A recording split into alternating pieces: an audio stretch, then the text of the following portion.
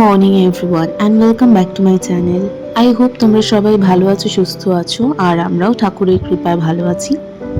তো সকাল থেকেই আজকে দেখো বৃষ্টি শুরু হয়ে গেছে, ওয়েদারটা পুরো মেঘলা। আর আমার আমার সকালের যেটা কাজ, প্রতিদিন রান্নায় চলে আসা, এটাই আমার মেন কাজ থাকে সকালে উঠে। বাসি ঘর দুয়ার মুছে, বাসি কাপড় ছেড়ে রান্নাঘরে চলে আসা।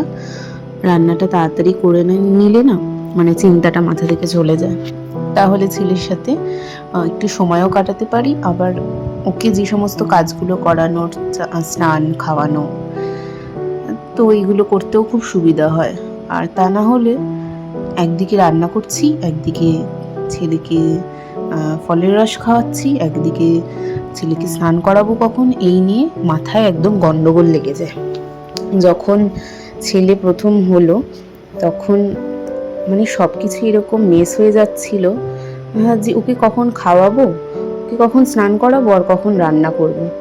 তো সব কিছু এরকম সেট হতে অনেক দিন সময় লেগে গেছে, মানে টাইমের মধ্যে আসতে। তো ভাবতাম তখন, বাবা মায়ের জীবনটা কতটাই না ডিফিকাল্ট, যে কখন কি করব। যদিও আমার একটা সাপোর্টিং সিস্টেম ছিল, এখনও আছে আমার শাশুড়ি মা, কিন্তু তবুও মানে যেহেতু বাচ্চাকে তখন ব্রেস্ট ফিডই করতো, তখন মনে হতো যে কখন আমি ব্রেস্ট ফিড করাবো, আবার এদিকে রান্না করছি, মা ওর খিদে পেয়ে গেল না তো, বা একটু হয়তো কিছু কিনতে বেরিয়েছি, তাড়াতাড়ি করে বাড়ি যাই, এই বোধহয় ওর খিদে পেয়ে গেল। তো এই সমস্ত চলতো মাথায়। এখন সেই জিনিসটা অনেকটাই কমে গেছে। এখন তো ও খাবার খেতে শিখে গেছে আমাদের মতনই। তো ওইদিকে আমার মাছ রান্না হয়ে গেল কথা বলতে বলতে। আর এখন চিংড়ি মাছ দিয়ে আলু পেঁপের তরকারি রান্না করব। ঘড়িতে 11:15 বাজে, ছেলেকে নিয়ে ভ্যাকসিন দেওয়াতে যাব। তাড়াতাড়ি করে ব্রেকফাস্টটা করে নিই, এখন ব্রেকফাস্ট করছি। তো ব্রেকফাস্ট করে নিয়ে তারপরে বেরিয়ে পড়বো। তো তোমাদের সাথে আবার পরে কথা বলছি। আর এই যে ঝটপট করে নিজে ব্রেকফাস্ট করে ছেলেকেও রেডি করিয়ে দিয়েছি। ওর ভ্যাকসিনেশন ডে, আজকে ভ্যাকসিন নেবে। তো ওকে রেডি করিয়ে ঠাম্মির কোলেও দাঁড়িয়েছে। আমার বাবি ছেড়ে দিয়ে আসবে, মানে আমার শ্বশুরমশাই, স্কুটি করে। তো এখানে আমরা পৌঁছে গেছি। আর এখন না, ও ভ্যাকসিন দিতে এলে বুঝে যায় যে ওকে ভ্যাকসিন দেওয়া হবে, ও কিছুতেই এখানে ঢুকতে চায় না। আর সন্ধেবেলা একটু যাচ্ছি মায়ের কাছে, আর এই মায়ের দর্শন করে নিলাম। তো মাকে দেখতেও ভীষণ ভালো লাগছিল। এখানে আরতি হচ্ছিল, সেই সময়টাই আমরা ছিলাম। তো ভাবলাম একটু ভিডিও করে তোমাদেরকেও দেখিয়ে দিই।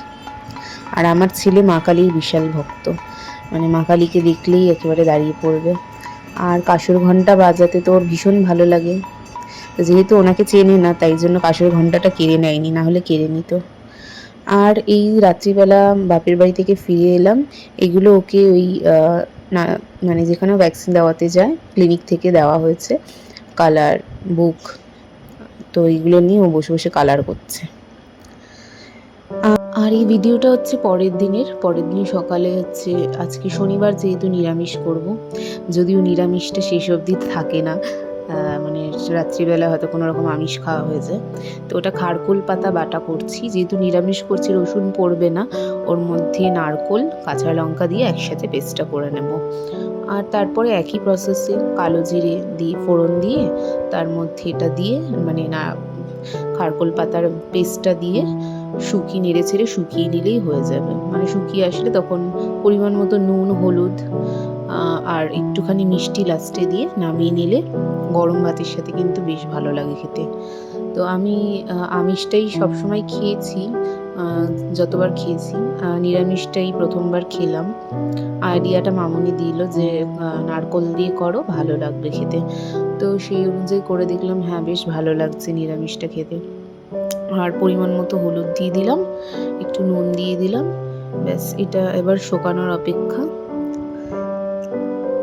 এটা আস্তে আস্তে নাড়তে নাড়তে জলটা যখন মরে যাবে, শুকিয়ে শুকিয়ে আসবে, তখনই রেডি।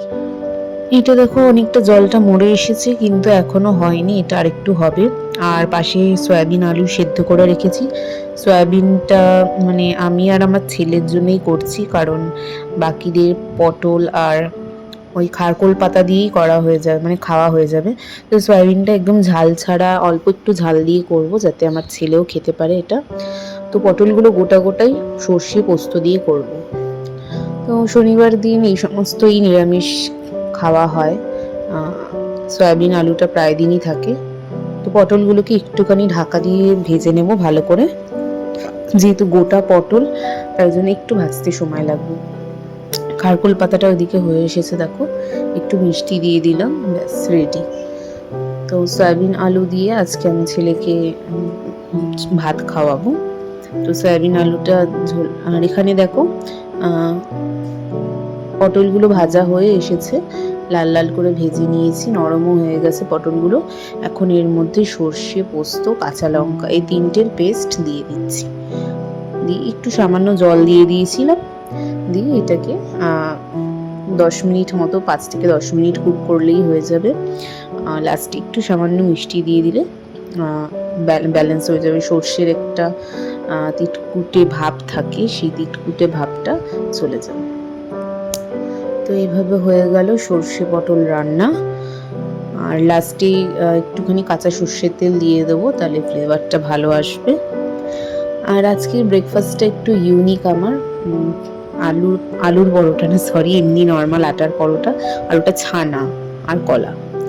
আর এখন ছেলেকে দিয়েছি একটুখানি ম্যাঙ্গো বানানা স্মুদি, মানে ম্যাঙ্গো আর বানানাটা দুটো একটু দুধের মধ্যে দিয়ে পেস্ট করে নিলেই হলো। তো আজকে স্নান টান করে সমস্ত জামা কাপড় অনেকগুলো কেচেছি, সেগুলো সব মেলে নেব এখন। 2টো বাজে এই স্নান টান সেরে এলাম, আর ছেলেকে আজকে লাঞ্চটা করাতে দেরি হয়ে গেল। ওর জন্য সয়াবিন আর ভাত। মাম খাবে, ঠিক আছে। তো ওকে ঝটপট লাঞ্চটা করিয়ে দিই, তারপরে আবার কথা বলছি। আর এখন একটা তোমাদের সামনে পার্সেল ওপেন করছি, এটা এসেছে অ্যামাজন থেকে। তো ভাবলাম তোমাদের সামনেই ওপেন করি। এইখানে কয়েকটা রিমোটের কভার অর্ডার করেছিলাম, মানে বাইরে কোথাও পাচ্ছিলামই না রিমোটের কভার। আর আমার ছেলে তো খুব শান্তশিষ্ট, সমস্ত ছুঁড়ে ছুঁড়ে জিনিস ফেলে দেয়, তাই জন্য এই কভারগুলো অর্ডার করে নিলাম অ্যামাজন থেকে। বেশ ভালো এসেছে, এরকম 3টে ডিফারেন্ট সাইজের কভার এসেছে। তো এসি রিমোটের জন্যই নিলাম, আর একটা টিভি রিমোটের জন্য, আর একটা রইলো, সেটা হয়তো পরে অন্য কিছুতে লেগে যাবে। আর মানে টিভি রিমোটটা তো ভেঙে ভেঙে 3-4 টুকরো করে দিল একটা, তারপরেও একটা আনা হয়েছে, সেটাও প্রায় আধ ভাঙা অবস্থায় রয়েছে, তাই জন্য কভার দিয়ে দিলাম, তাহলে অতটা মানে ভেঙে যাওয়ার ভয়টা থাকবে না। তো বেশ ভালোই এসেছে, 199 নিয়েছিল প্রাইস 3টের জন্য, বেশ ভালোই লাগলো আমার জিনিসটা। আর এখন আমার ড্রয়িং ক্লাস স্টার্ট হয়ে গেছে, সব বাচ্চারা আঁকতে এসে গেছে, কেউ ওয়াটার করছে, কেউ প্যাস্টেল করছে। তো এটা আমার একটা শান্তির জায়গা, মানে আমার ক্লাস। আর এখন ছেলে আবার তার দাদুর কাছে পড়তে বসেছে, অ লিখছে, মানে ওরকমই লিখছে আর কি, বুঝে নাও তোমরা।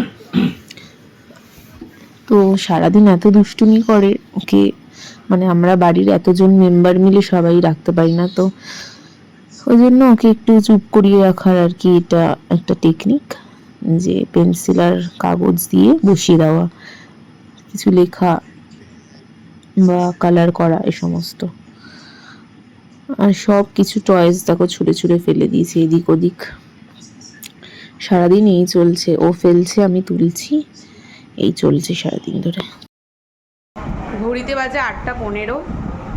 এই 8:15 নাগাদ ক্লাস শেষ হলো, 8টা, হ্যাঁ। তো এখন একটু পাঁপড় ভাজা খাচ্ছি। 5টা থেকে ক্লাসটা স্টার্ট করেছিলাম, ছাড়তে ছাড়তে 7:30টার বদলে 8টা হয়ে গেল। আর ছেলে গেছে একটু কাকাইদের সাথে, মানে কাকাইয়ের ঘরে খেলছে। এখন পুরো ঘর দুয়ারে পেন্সিলের খোসা, ইরেজার টুকরো সব পড়ে ভর্তি হয়ে আছে, ওগুলোকে ক্লিন করতে হবে। কাজকর্মগুলো তাড়াতাড়ি করে সেরে রেখে দিই।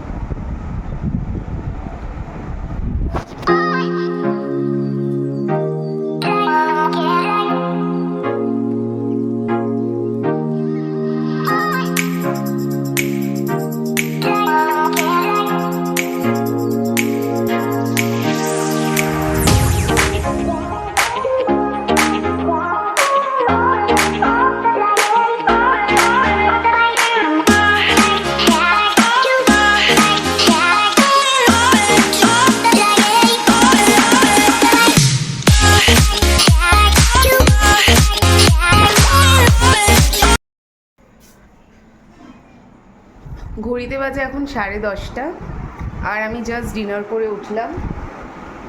এখন বিছানা টিছানা ভালো করে গোছাতে হবে, ঝাড়তে হবে। মাটিটা তো আগেই ঝেড়ে নিয়েছিলাম, কারণ ক্লাস হওয়ার পরে মাটিটা অনেকটা নোংরা হয়ে যায়, মানে ফ্লোরটা নোংরা হয়ে যায়, সমস্ত রাবারের ডাস্টগুলো, পেন্সিলের ডাস্টগুলো সব পড়ে থাকে। তো আর কিছু জামা কাপড় এখন আবার মামুনি দিয়ে গেল, এগুলো ধোয়া ছিল, ব্যালকনিতে মেলা ছিল, সব মামুনি আবার ভাঁজ করে দিয়ে গেছে, এগুলোকে আবার তুলবো। আর আমার একটা স্বভাব হলো যে এরকম জামা কাপড় দিলে ওগুলোকে মানে ওইভাবেই চেয়ারের ওপর রেখে দিই একদিন, মানে খুব কম টাইমই আমি সঙ্গে সঙ্গেও এগুলো ওয়ার্ড্রবে তুলতে পারি। তো এখন ছেলে আবার একটু গেছে উপরে, মানে কাকিমণিদের ঘরে। তো আমি এখন একটু ফাঁকা আছি, জামা কাপড়গুলো তুলেই রাখি, না হলে আবার চেয়ারটা ব্লক হয়ে যাবে। এখনও চেয়ারের মধ্যে জিনিস রয়েছে, ব্যাগ, গামছা, ওটস, ছেলের ওটস সমস্ত রাখা রয়েছে। মানে এটা হয়তো মানে বাঙালিদের স্বভাবই বলতে পারো, মানে চেয়ারে মানুষ কম থাকে কিন্তু জিনিসপত্র বেশি থাকে। তো চলো আজকে আর তাহলে বেশি কথা বলছি না, ব্লগটা আমি এখানেই এন্ড করছি। তোমাদের সাথে আবার দেখা হচ্ছে কালকে একটা নতুন ব্লগে। টাটা।